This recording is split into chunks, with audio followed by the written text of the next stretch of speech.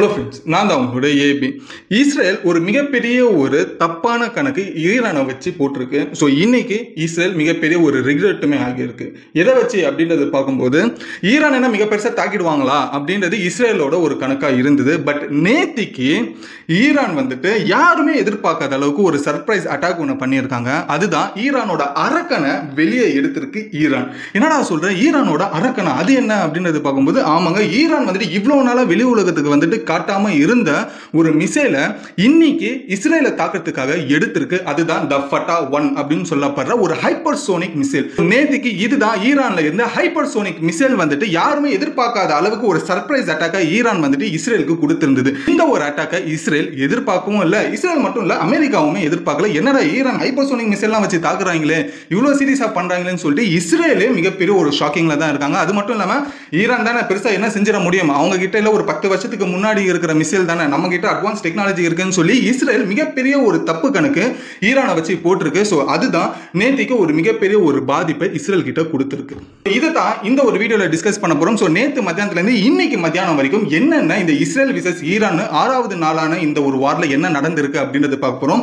ஒரு side Iran வந்துட்டு surprise attack ஒன்று பண்ணிக்கிட்டு இருக்காங்க. அதே போல இஸ்ரேல் மக்கள் வந்துட்டு ட்ரம்புக்கு பேனர் வச்சு ட்ரம்புக்கு வந்துட்டு வரவேற்கிறாங்க, நீங்க இந்த வாருக்குள்ள வாங்க, ஈரானை மொத்தமா முடிங்க அப்படின்னு சொல்லி இஸ்ரேல் இருக்கிற மக்கள் ட்ரம்புக்கு ஒரு ஃபிளெக்ஸ் வச்சிருக்காங்க இஸ்ரேல் முழுக்கவே. ஸோ அந்த பஞ்சாயத்துமே பார்க்க போறோம். அதை தாண்டி ஈரான் இது வரைக்கும் கிட்டத்தட்ட 1100 அட்டாக்ஸ் ஈரான் மேல பண்ணி இருக்கு அப்படின்றது சொல்லப்படுது. ஸோ இது எப்போ சொல்றாங்க அப்படின்றப்போ நெத்தன்யாஹூ வந்துட்டு இஸ்ரேல் மக்களுக்கு ஒரு மிகப்பெரிய ஒரு ஸ்பீச் ஒன்று கொடுத்துருக்காங்க.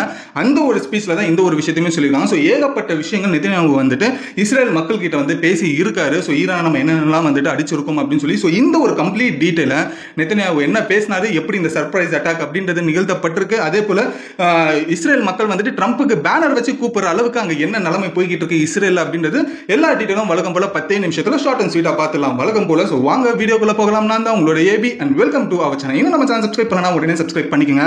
அப்போதான் இந்த இஸ்ரேல் விசஸ் ஈரானோட வார் கிட்டத்தட்ட டெய்லியுமே நான் வந்துட்டு போஸ்ட் பண்ணிட்டு இருக்கேன். ஒவ்வொரு நாளுமே என்ன நடக்குதுன்னு சொல்லி ஒவ்வொரு வாட்டியுமே நான் போட்டிருக்கேன். இது எத்தோட வந்துட்டு என்னோட ஈரான் விசஸ் இஸ்ரேல் வார் வந்துட்டு 5வது வீடியோன்னு நினைக்கிறேன். ஸோ அப் டு டேட் நீங்க வந்துட்டு இதை எல்லாத்தையுமே தெரிஞ்சுக்கணும்னா உங்களோட சப்போர்ட்டை சப்ஸ்கிரைப்ன்ற ஒரு விஷயத்துல காமிச்சுக்கோங்க.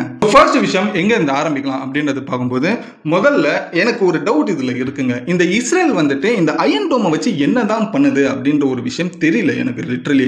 ஏன்னாக்கா இஸ்ரேல் ஒவ்வொரு வாட்டியுமே எங்க கிட்ட தான் அயன் டோம் இருக்கு, அட்வான்ஸ் டெக்னாலஜி இருக்கு, எந்த ஏவுகணை வந்தாலும் வானத்திலேருந்தே சுட்டு வீழ்ந்துருவோம் அப்படி இப்படின்றது ஏகப்பட்ட விஷயங்கள் ஏர் டோமை பற்றி பில்டப் பயங்கரமா பண்ணாங்க. இது உலக நாடுகளுமே வந்துட்டு பயங்கரமா அட்வான்ஸான ஒரு டெக்னாலஜி தான் வச்சிருக்காங்க போல இருக்குன்னு சொல்லி எல்லா நாடுகளும் நம்பப்பட்டது. பட் இந்த ஈரான் இஸ்ரேல் வார்ல இஸ்ரேலோட இந்த ஏர் டோமோட லட்சணம் தெளிவா தெரிய ஆரம்பிச்சிருக்குங்க. இது ஏன் இதை நான் சொல்றேன் அப்படின்றப்போ யாருமே எதிர்பார்க்காத அளவுக்கு ஈரான் ஒரு மிகப்பெரிய ஒரு சர்ப்ரைஸ் அட்டாக் ஒன்று கொடுத்துருக்கு. பட் இந்த சர்ப்ரைஸ் அட்டாக்கை ஆல்ரெடியே ஈரான் வந்துட்டு இந்த சர்ப்ரைஸ் அட்டாக் பண்றதுக்கு முன்னாடி நாள், அதாவது முன்னாடி நைட்டே வந்துட்டு அயத்துல்லா அவர்கள் சுப்ரீம் லீடர் என்ன சொன்னாங்கன்னா, இஸ்ரேல் வந்துட்டு ரெடியா இருந்துக்குங்க, ரொம்ப பெரிய ஒரு சர்ப்ரைஸ் அட்டாக் வந்துட்டு வரப்போகுது அப்படின்ற ஒரு விஷயம் முன்னாடி இன்ஃபார்ம் பண்ணிட்டார். சரி, சர்ப்ரைஸ் அட்டாக் அப்படின்றப்போ இஸ்ரேலோட கணக்கு என்ன இருந்தது அப்படின்றப்போ என்ன, ஒன்று பாலிஸ்டிக் மிசைலா இருக்கும். ஸோ எப்பயும் போல அதுதானே விடுறாங்க, அதுதான் இருக்கும்ன்றது நினைச்சாங்க. ரெண்டாவது ட்ரோன் அட்டாக்ஸ் அப்படின்றது இருக்கும் அப்படின்னு. ஸோ மிசைல் இல்லைன்னா ட்ரோன் அட்டாக் தான் இஸ்ரேலுக்கு நடத்த போகுது, என்ன குவான்டிட்டி லெவலில் அதிகமாக அனுப்ப போறாங்கன்னு சொல்லி இஸ்ரேல் ஒரு கணக்கு போட்டது. பட் அந்த கணக்குக்கு அப்படியே எதிர்மாறா வந்துட்டு ஈரான் என்ன பண்ணியிருக்குன்னா அவங்களோட மிகப்பெரிய ஒரு அரக்கனை முதல் முறையாக எடுத்திருக்காங்க. ஸோ அதுதான் ஃபட்டா 1 அப்படின்னு சொல்லப்படுற ஹைப்பர்சோனிக் மிசைல். ஹைப்பர்சோனிக் மிசைல் அப்படின்னு சொல்லும்போது ரொம்ப வேகமாக போகக்கூடிய ஒரு மிசைல். ஸோ ஈரானுக்கும் இஸ்ரேலுக்கும் ஆப்வியஸ்லி பார்த்தீங்கன்னா 1500 2000 கிலோமீட்டர் அப்படின்றது இருக்கு டிஃபரன்ஸ். இந்த ஒரு ஹைப்பர்சோனிக் மிசைல் அதுவும் ஃபட்டா 1 அப்படின்ற ஒரு விஷயம் ஈரான்லேருந்து ஏவப்பட்டுச்சு அப்படின்றப்போ வெறும் 7 நிமிஷத்தில் அதோட இலக்கில் போய் விழுந்து வெடிக்க ஆரம்பிக்கும். ஸோ சுற்றி இருக்கிற விஷயங்கள் வந்துட்டு மிகப்பெரிய ஒரு சேதாரங்களை விளைவிக்கிறது தான் இந்த ஃபட்டா 1 அப்படின்றது. இந்த ஃபட்டா 1 அப்படின்றது ஈரான் கிட்ட இருக்குன்றது எல்லா நாடுகளுக்கும் தெரியும், ஆப்வியஸ்லி இஸ்ரேலுக்கும் தெரியும். இந்த ஒரு மிசைலை வந்துட்டு எப்படி இருந்தாலும் ஈரான் அவ்வளவு சீக்கிரத்தில் எடுக்க மாட்டாங்க அப்படின்னு நினைச்சு தான் எல்லாருமே நினைச்சிட்டு இருந்தாங்க எல்லா நாடுகளுமே. ஸோ இப்போ சர்ப்ரைஸ் அட்டாக் அப்படின்றது எக்கச்சக்கமான ட்ரோன் அட்டாக்கோ பாலிஸ்டிக் அட்டாக்கோ நினைச்சிக்கிட்டு இருந்த இஸ்ரேலுக்கு ஒரு மிகப்பெரிய உண்மையிலே சர்ப்ரைஸ் அட்டாக் தான் இந்த ஃபட்டா 1 அப்படின்றது. இந்த ஃபட்டா 1 வந்து இஸ்ரேல்ல விழுந்ததுக்கு அப்புறமா இஸ்ரேல் ஒரு விஷயத்தை நல்லா புரிஞ்சுக்கிட்டாங்க. இந்த வார்ல ஈரான் வந்துட்டு ஹைப்பர்சோனிக் மிசைலை வச்சு தாக்குற அளவுக்கு சீரியஸா பண்ணிக்கிட்டு இருக்காங்க அப்படின்றது ஒரு விஷயத்தை புரிஞ்சுக்கிட்டாங்க. ஆப்வியஸ்லி அவங்க போட்ட கணக்கு தப்பு அப்படின்றது அப்படின்றதுமே நினைச்சுக்கிட்டாங்க. ஈரானை நம்ம ஏதோ நினைச்சோம், ஆனால் அவங்க வேற ஏதோ பண்றானுங்கப்பா அப்படின்னு சொல்லி ஒரு லெவலுக்கு புரிஞ்சுக்கிட்டாங்க அப்படின்றது தான் இதுல தெரியுது. ஸோ இப்போ இவ்வளவு பெரிய ஒரு அரக்கனை ஈரான் வெளியே எடுத்துச்சு. ஸோ இதுக்கப்புறமாவும் இந்த அரக்கனை வச்சு தான் இஸ்ரேலை தாக்குமா ஈரான் அப்படின்றது பார்க்கும்போது அப்படி தாக்க ஆரம்பிச்சிட்டாங்கன்னா கூடிய சீக்கிரத்தில் இஸ்ரேல் அப்படின்ற ஒரு நாடு கொலாப்ஸ் ஆகிறதுக்கான வாய்ப்புகள் அதிகமாக இருக்கு. ஸோ இதுக்கப்புறமா ஃபர்தரா ஈரான் பண்ணுவாங்கன்றது நம்ம வெயிட் பண்ணி தான் பார்க்கணும். சரி, இது இந்த ஒரு பக்கம் இருந்தாலும் இந்த சர்ப்ரைஸ் அட்டாக் அப்படின்றது உண்மையிலே சர்ப்ரைஸ் அட்டாக் தான். இது ஒரு பக்கம் இருந்தாலும் இப்போ ஈரான்ல இருக்கிற சுப்ரீம் லீடர் அயத்துல்லா வந்துட்டு அடுத்த ஒரு மாசம் ஒன்று பண்ணியிருக்காரு. என்ன அப்படின்னாக்கா யூஎஸ் ட்ரம்புக்கே வந்துட்டு ஒரு ரிப்ளை ஒன்று கொடுத்துருக்காரு. நீங்க நம்மளோட வீடியோ கண்டினியூஸா பார்க்கல அப்படின்ற பட்சத்தில் போன வீடியோவை நீங்க கண்டிப்பா பாருங்க. அதுல ஒரு விஷயம் சொல்லியிருப்பேன். என்ன அப்படின்னாக்கா ட்ரம்ப் வந்துட்டு அயத்துல்லா கிட்ட ஒரு விஷயத்தை சொல்லியிருக்காங்க. இந்த மாதிரி ஈரானோட சுப்ரீம் லீடர் எங்க இருக்காருன்றது எங்களுக்கு தெரியும், எங்க பதுங்கி இருக்காருன்றது எங்களுக்கு தெரியும். ஆனா அந்த இடத்தை நாங்க நினைச்சா அழிக்க முடியும், பட் ஆனா நாங்க அதை பண்ண மாட்டோம். எங்களுக்கு வந்துட்டு ஈரான் கிட்ட இருந்து சரண்டர் தான் தேவை. ஸோ இதனால ஈரானை நீ வந்து யூஎஸ்ஏ கிட்ட சரண்டர் ஆகு அப்படின்னு சொல்லி டொனால்ட் ட்ரம்ப் வந்துட்டு ஒரு விஷயத்தை சொன்னார். இந்த ஒரு விஷயத்துக்கு நேற்று முழுக்க வந்துட்டு ஈரான் சைட்லேருந்து எந்த ரிப்ளையுமே வரல. பட் நேற்று நைட்டுக்கு ஒரு ரிப்ளை வந்திருக்கு ஈரான் சைட்லேருந்து. என்ன அப்படின்றத பார்க்கும்போது நீ சொல்ற போதெல்லாம் நாங்கள் சரண்டர்லாம் ஆக மாட்டோம், ஈரான் இது வரைக்கும் சரண்டர் ஆனதே கிடையாது, முதல்ல எங்களோட வரலாறு என்னன்றது நீ படிச்சுட்டு தெரிஞ்சுட்டு அதுக்கப்புறமா நீ வந்து எங்ககிட்ட பேசுன்ற மாதிரி தான் ஈரானோட பதில் அப்படின்றது இருந்தது. அது மட்டும் போல ஈரான் இன்னொரு ஒரு விஷயத்தை என்ன சொல்றாங்க அப்படின்றப்போ இஸ்ரேலை தாண்டி வேற எந்த நாடு ஈரானை தாக்குதோ, உதாரணத்துக்கு இஸ்ரேல் சப்போர்ட் பண்ற யூஎஸ் ஆகட்டும், யூகே, பிரான்ஸ் எதுவாக இருந்தாலும் டைரக்டா யார் ஈரானை தாக்குறாங்களோ அதே மாதிரி ஈரான் டைரக்டா அந்த நாடை தாக்கும். ஸோ இதுல எந்த ஒரு சமரசமும் கிடையாது, நாங்கள் எல்லாத்துக்குமே ரெடியாக தான் இருக்கும் அப்படின்னு சொல்லி ஈரான் அவங்களோட பதில சொல்லியிருக்காங்க. ஸோ ஆப்வியஸ்லி ஈரான் சரண்டர் ஆக மாட்டாங்க.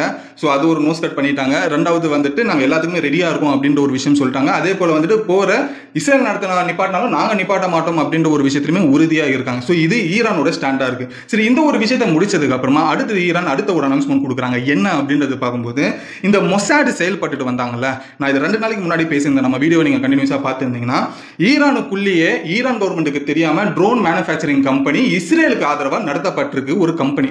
இதுக்கு வந்துட்டு மொசாட் அப்படின்ற ஒரு விஷயம் வந்துட்டு சப்போர்ட்னால ஈரானுக்குள்ள இந்த விஷயங்கள் நடந்தது. ஸோ இந்த ஒரு விஷயம் ஈரானுக்கு தெரிஞ்சதுக்கு அப்புறமா ஒன்னா வந்துட்டு மொசாட்ல இருக்கவங்க யாரா இருக்காங்களோ, அதே போல ஈரானுக்கு வந்துட்டு யார் துரோகம் பண்ணாங்களோ ஈரானியன்ஸ் அவங்க எல்லாரையுமே அரெஸ்ட் பண்ணி ஒரு நாள் விசாரிச்சு அடுத்த நாள் தூக்கல போடுறாங்க.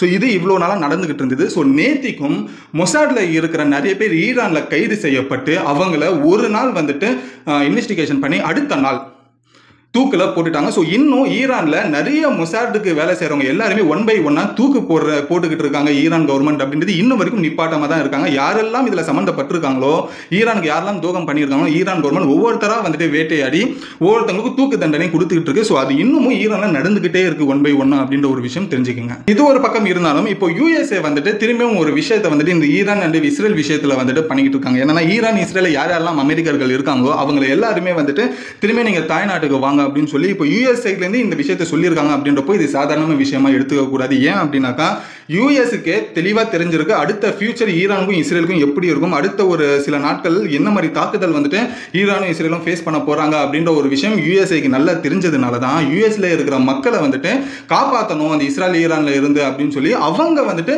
இருக்கிற அவங்களோட நாட்டில் இருக்கிற மக்களை வந்து எவாக்குவேட் பண்ணிட்டு இருக்காங்க ஈரான்ல இருந்து இஸ்ரேல்ல இருந்துமே. ஸோ இந்த ஒரு விஷயம் ரொம்ப முக்கியமான ஒரு விஷயமா பார்க்கப்படுது. ஸோ இது மாதிரி ஒரு விஷயத்தை யூஎஸ் பண்றதை பார்த்துட்டு இப்போ எல்லாருமே நினைக்கிற ஒரு விஷயம் என்னன்னா யூஎஸ்ஏ இந்த மாதிரி அவங்களோட மக்களை எவாக்குவேட் பண்றதை பார்த்தா டெஃபினட்டா ஈரானும் இஸ்ரேலும் ஒரு மிகப்பெரிய ஒரு தாக்குதல் வரப்போது, மிகப்பெரிய ஒரு அழிவு அப்படின்ற ஒரு விஷயம் சந்திக்க போகுது அப்படின்றது எந்த ஒரு டவுட்டுமே இல்லை அப்படின்றது நிறைய பேரால சொல்லப்படுது. சரி, இது யூஎஸ் சைடு இருந்தாலும் அடுத்தது வந்துட்டு இஸ்ரேல்ல இருந்து திடீர்னு அங்க இருக்கிற மக்கள் எல்லாருமே இஸ்ரேல்ல இருக்கிற எல்லா செவர்களையுமே வந்துட்டு போஸ்டர் ஒட்ட ஆரம்பிச்சிருக்காங்க.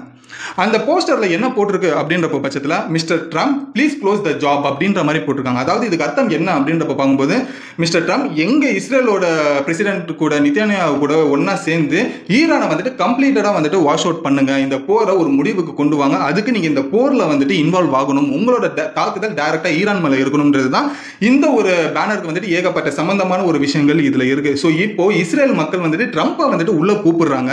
ஸோ உள்ள கூப்பிட்டதுக்கு அப்புறமா ட்ரம்ப் இதுக்கப்புறமா நேரடி தாக்குதல் ஈரானுக்கு பண்ணுவாங்களா அப்படின்றது வெயிட் பண்ணி தான் பார்க்கணும். ஏன்னாக்கா நீங்க இந்த ஒரு 6 நாள்ல நீங்க எடுத்து பார்த்தீங்கன்னா டொனால்ட் ட்ரம்ப் அவர்கள் வெறும் வந்துட்டு மிரட்டல் மட்டும் தான் விட்டுட்டு இருந்தாரு. அதே போல சரண்டர் பத்தி தான் பேசிக்கிட்டு இருந்தாரு, அதுக்கப்புறமா போற நிறுத்தங்க பத்தி தான் பேசிக்கிட்டு இருந்தாரு. பட் டைரக்டா ஈரான் மேல தாக்குதல் பண்ணாங்களான்னு கேட்டீங்கன்னா இல்ல இது வரைக்கும். பட் இஸ்ரேலுக்கு பின்னாடி நின்று ஆயுதங்களை சப்ளை பண்ணிக்கிட்டு இருக்காரு இஸ்ரேலுக்கு. ஸோ இஸ்ரேல் அந்த ஆயுதங்களை வச்சு தான் ஈரானை தாக்கிக்கிட்டு இருக்கு. ஸோ அப்படி பார்க்கும்போது மறைமுகமாக தான் வந்துட்டு சப்போர்ட் பண்றாங்க அப்படின்ற பட்சத்தில் யூஎஸ் டைரக்டா இன்னும் கோதால இறங்கல அப்படின்றது ஒரு விஷயம் தெரிஞ்சுக்கங்க. ஸோ இஸ்ரேல் சைடு அப்படின்றது பார்க்கும்போது ஆப்வியஸ்லி நான் முன்ன சொன்ன மாதிரி தான். ஸோ இந்த இஸ்ரேல் மக்கள் வந்துட்டு செவர் எல்லாம் பேனர் வச்சுட்டு டொனால்ட் ட்ரம்ப்புக்கு mister president please finish the job அப்படின்ற மாதிரி சொல்லியிருப்பாங்க இல்லையா. ஸோ இந்த ஒரு விஷயத்தை ஒட்டி வந்துட்டு நெதன்யாஹூ அவர்கள் வந்துட்டு மக்கள்கிட்ட பேசியிருக்காங்க. அதில் அவர் சொல்கிற விஷயம் முதல்ல என்ன அப்படின்றப்போ, ஈரானை வந்துட்டு நம்ம கிட்டத்தட்ட 1100 டார்கெட்டை வச்சு அழிச்சிருக்கோம். அதில் நிறைய R&D nuclear R&D station, radar station, army base, air base, அதுக்கப்புறமா வந்துட்டு இந்த ஆயுதங்களை வந்து ஸ்டோரேஜ் பண்ணி வச்சிருக்கிற இந்த ஸ்டோரேஜ் கவுண்டர்ஸ், இது எல்லாத்தையுமே வந்துட்டு நாங்கள் அழிச்சிருக்கோம். முக்கியமான ஆட்கள், அதாவது ஈரானில் முக்கிய முடிவுகள் எடுக்கிற எல்லாருமே நாங்கள் கொண்டு இருக்கோம். ஸோ இது எல்லாத்தையுமே கணக்கெடுத்து பார்த்தோம் அப்படின்றப்போ கிட்டத்தட்ட 1100 டார்கெட்ஸை நம்ம பண்ணியிருக்கோம். ஸோ 1100 வெடிகுண்டுகளை நம்ம ஏவி அவங்கள வந்து நம்ம அடிச்சிருக்கோம் ஈரானில் அப்படின்ற ஒரு விஷயம் சொல்லப்படுது. ஸோ இந்த 1100 அட்டாக் அப்படின்றது இது சாதாரண விஷயமானு கேட்டிங்கன்னா இல்லைங்க, ஒரு மிகப்பெரிய ஒரு விஷயம் தான். 1100 அட்டாக் இஸ்ரேல் சைட்லேருந்து போயிருக்கு அப்படின்றப்போ, ஸோ ஆப்வியஸ்லி இந்த 1100 அட்டாக் சரியான அடியாக தான் ஈரானுக்கு அவங்க வந்து இஸ்ரேல் அடிச்சிருக்காங்க. ஸோ இதனால ஈரான் டெஃபினட்டாக ஒரு 5 வருஷம் பின்னாடி தான் போயிருப்பாங்க எனக்கு தெரிஞ்சு. ஸோ இதனால வந்துட்டு ஈரானில் வந்துட்டு இதனால ஒரு பெரிய ஒரு இழப்புகள் அப்படின்றது இதனால ஏற்பட்டிருக்கு. இது ஒரு வகையில் உண்மையாக தான். இது ஒரு அஃபிஷியல் அனௌன்ஸ்மெண்ட்டாக நெதன்யாஹூ அவர்கள் சொல்லியிருக்காங்க. அது கூடவே வந்துட்டு இன்னும் பல ஆபரேஷன்ஸ் வந்துட்டு பெண்டிங்ல நாங்கள் பிளான் பண்ணி வச்சுட்டோம். இதுக்கப்புறமா வந்துட்டு நாங்கள் எக்ஸிக்யூட் பண்ணுறது மட்டும் தான் பெண்டிங். ஸோ கூடிய சீக்கிரத்தில் அதுக்கான ஒரு நேரம் வரும்போது நாங்கள் எக்ஸிக்யூட் பண்ணுவோம் அப்படின்ற ஒரு விஷயத்தையுமே சொல்றாங்க. ஸோ நெதன்யாஹூவோட பொறுத்த வரைக்கும் அவங்களோட மைண்ட் செட்டுமே என்னன்னா, ஈரான் நிப்பாட்டினாலும் இஸ்ரேல் வந்துட்டு நிப்பாட்டாது அப்படின்ற ஒரு விஷயத்து மாதிரி தான் அங்கே இருக்கிற மக்கள் கிட்ட பேசியிருக்காங்க. அது கூடவே நெதன்யாஹூ என்ன சொல்லியிருக்காரு அப்படின்றப்போ, நம்ம ஈரானை வந்துட்டு தாக்கிட்டு இருக்கிறனால வந்துட்டு நம்ம காசாவை விட்டுற மாட்டோம். ஸோ அதனால வந்துட்டு காசாவிலையுமே வந்துட்டு அந்த வேலைகள் நடந்துகிட்டு இருக்கும். அதே போல ஈரானையுமே நாங்கள் தாக்கிட்டு இருப்போம். ஈரான்லேருந்து நமக்கு 2 அச்சுறுத்தல் அப்படின்றது இருக்கு. ஒன்று நியூக்ளியர், 2வது வந்துட்டு இந்த மிசைல் த்ரெட் அப்படின்றதுனால இது கூடிய சீக்கிரத்தில் நாங்கள் வந்துட்டு சரி கட்டுவோம் அப்படின்ற ஒரு விஷயம் சொல்றாங்க. அதே போல யார் யாரெல்லாம் பாதிக்கப்பட்டிருக்கீங்களோ நீங்கள் அங்கே இருக்கிற அஃபீஷியல்ஸோ ஆஃபீஸர்ஸோ நீங்கள் மீட் பண்ணி உங்களுக்கு தேவையான உதவிகள் வாங்கிடலாம். ஸோ மினிஸ்ட்ரிஸ் எல்லா வகையிலுமே உதவி பண்ணுறது ரெடியா இருக்காங்க அப்படின்ற ஒரு விஷயத்தையுமே சொல்லியிருக்காரு நெதன்யாஹூ அவர்கள். ஸோ லிட்டரலி இப்போ பார்த்தீங்கன்னா அடுத்த ஒரு அட்டாக்கு இஸ்ரேல் தயாராகிட்டு இருக்கு அப்படின்றது தான் சொல்லப்படுது. ஸோ இது வந்துட்டு ஈரான் விசஸ் இஸ்ரேல் அப்படின்றது கிட்டத்தட்ட 6வது நாள் தொடங்கிட்டு இருக்கு. ஸோ இந்த ஒரு விஷயம் நான் எவ்ரிடே நான் வந்துட்டு ஒவ்வொரு நாளுமே என்ன நடந்துகிட்டு இருக்கு அப்படின்றது ஒவ்வொரு நாளுமே ஒவ்வொரு வீடியோலையும் நான் உங்ககிட்ட ரொம்ப எளிமையாக நம்மளோட தமிழ் மொழியில் வந்துட்டு புரிய வச்சுக்கிட்டு இருக்கேன். ஸோ இந்த ஒரு இன்ஃபர்மேஷன் உங்களுக்கு யூஸ்ஃபுல்லாக இருந்தால் கண்டிப்பாக லைக் பண்ணிக்கோங்க. நீங்கள் லைக் பண்ணாதான் நிறைய பேருக்கு வந்துட்டு அது ரெக்கமெண்டாக காமிக்கும். ஸோ நீங்கள் எந்த அளவுக்கு நம்ம வீடியோ தெரிஞ்சுக்கிட்டு எல்லா விஷயத்தையுமே தெரிஞ்சுக்கிட்டீங்களோ அதே போல உங்கள் ஃப்ரெண்ட்ஸ் அண்ட் ஃபேமிலிஸ்க்குமே இந்த வீடியோ ஷேர் பண்ணுங்க. அவங்களும் நீங்க தெரிஞ்சுக்கிட்ட மாதிரி அவங்களுமே இருக்கிற விஷயங்களை எல்லாத்தையுமே தெரிஞ்சுக்கிட்டோம், நாட்டு நடப்புகள் என்ன நடக்குது அப்படின்னு சொல்லி. ஸோ உங்களோட கருத்து என்ன அப்படின்றதையும் கமெண்ட்ல சொல்லுங்க. இந்த ஈரானோட அரக்கனை பத்தி என்ன நினைக்கிறீங்கன்றதையும் கமெண்ட்ல சொல்லுங்க. நானும் படிச்சு தெரிஞ்சுக்கிறேன். ஸோ இதோட இந்த வீடியோ முடிச்சுட்டு அடுத்த ஒரு சூப்பரான வீடியோல நாளைக்கு என்ன அப்டேட்டோட வந்து உங்களை நான் பார்க்குறேன். Until then, bye bye. AB.